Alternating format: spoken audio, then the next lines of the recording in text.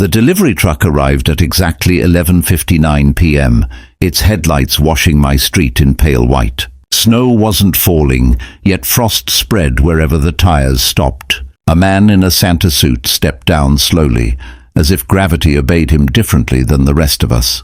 He stood far too still, smiling without blinking. His suit looked old, stitched together like it had been repaired too many times. When he lifted the package, I heard something shift inside, not loose, but alive. The doorbell rang once, sharp and deliberate. I opened the door against instinct. Santa's eyes were black pools reflecting nothing. He greeted me by name, then by a name only my mother used when I was a child. My stomach tightened. The box rested in his arms like a sleeping animal. The label listed no address, only a date from 10 years ago. Christmas Eve. Santa whispered that all forgotten wishes must eventually be delivered. His breath smelled of smoke and spoiled milk. When I hesitated, his smile cracked wider, stretching skin that looked painfully dry. The moment I touched the box, it pulsed. Warmth seeped through the cardboard, followed by a faint knocking from inside. Santa nodded approvingly as if I'd passed a test. He said acceptance mattered more than belief, and belief always came too late. I carried the package inside. The knocking stopped, replaced by soft breathing. When I turned back, Santa was already gone, but wet boot prints led straight to my fireplace. The chimney whistled as if something large had just climbed down and failed. The box began to open on its own. Inside was a smaller box, and inside that, a red wooden door with scratches around the frame. I recognized those marks. I had made them as a child, begging something to let me out of my dreams. The door creaked open, revealing my living room, darker and twisted. Another version of me stood inside, crying, wrapped in chains of tinsel. Bells rang overhead. From the chimney, Santa crawled out backward, joints bending the wrong way, laughing through clenched teeth.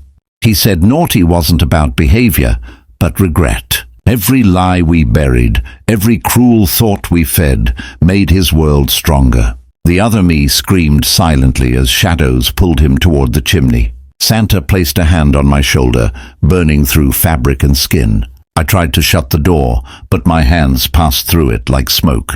The room smelled of pine, ash, and fear. Santa whispered that deliveries never fail, only recipients do. The box slammed shut, and the knocking stopped forever.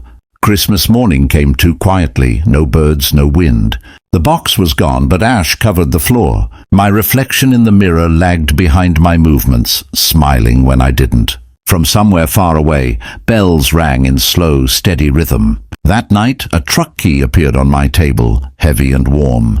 My skin itched where the Santa suit now clung to me. I understood then, the job wasn't punishment. It was inheritance, passed to those who answered the door. The road feels endless now. Houses glow invitingly, unaware. I read labels written in trembling hands, all familiar. Some packages knock, some scream. I don't stop smiling. The suit won't let me, and the bells punish hesitation. I ring each doorbell only once. Fear tastes better when it's sudden. Children never see me clearly, but adults do. They always recognize my eyes. They always hesitate. Santa hates hesitation more than disobedience. If you hear a single ring tonight, remember this. Do not open quickly. Do not touch the box. Because once you accept the delivery, Christmas never lets you go, and Santa always finishes his route. The truck knows where to go without directions. The steering wheel turns on its own, tugged by whispers from the sack beside me. Inside it, boxes shift and thump, eager. Each address burns into my mind moments before arrival, like a memory I never lived. At the first house, lights flicker as I stop. Frost crawls up the walls, sealing exits. I step out, bells ringing against my will. Through the window, a man argues with his wife about money, unaware he already placed the order years ago. He opens the door halfway, that's enough. His face drains of color when he sees me.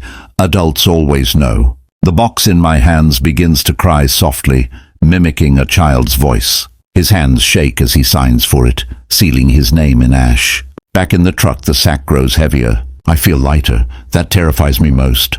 With every delivery, pieces of me flake away, replaced by cold cheer. I try to remember my real laugh, but only Santa's chuckle answers back.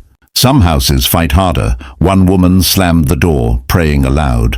The chimney cracked open anyway. Smoke poured out, and when the box finished screaming, the house stood silent, decorated perfectly, like nothing had ever gone wrong inside.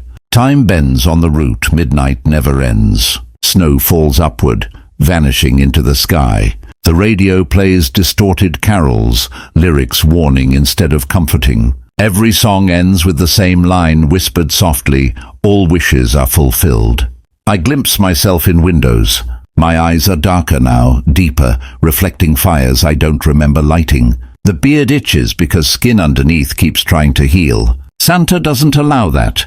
He says scars are proof of service. One stop makes my hands tremble. The address is mine. The house looks untouched, lights warm and hopeful. Inside, I see myself on the couch, unaware, smiling at nothing. The sack kicks violently, demanding completion. I ring the bell. From inside, footsteps approach. For a moment, I want to run, to crash the truck, to end the route. The bells dig into my spine, forcing me straight. The door opens. We lock eyes. Recognition blooms into terror. The box for me is small. It hums instead of knocking. My other self reaches for it, tears streaming, knowing refusal changes nothing. When the box opens, the scream echoes through both of us, stitching our souls together permanently. After that night, memories stop hurting, faces blur, names fade. Only addresses matter. Santa praises efficiency. He says I'm finally learning the joy of giving, of taking burdens off people who never deserved hope in the first place. Sometimes children peek from staircases. They see me as I was meant to be seen. Their fear tastes thin, unfinished. So Santa spares them. He says they'll order later when regret has ripened properly. The sack is endless. I once climbed inside, searching for the bottom. I found doors instead, thousands of them, each leading to a screaming room. Every door had my handwriting on it, every single name familiar. Houses begin to repeat, streets loop. I realize the route circles the same world forever, harvesting it piece by piece. Christmas doesn't end here, it feeds. And Santa feeds on what people bury deepest when they pretend to be good. The suit tightens again. My voice drops lower, warmer, more convincing. I practice ho ho ho until it sounds sincere. Santa nods from the shadows of the cab, pleased. He says soon I won't need him watching anymore.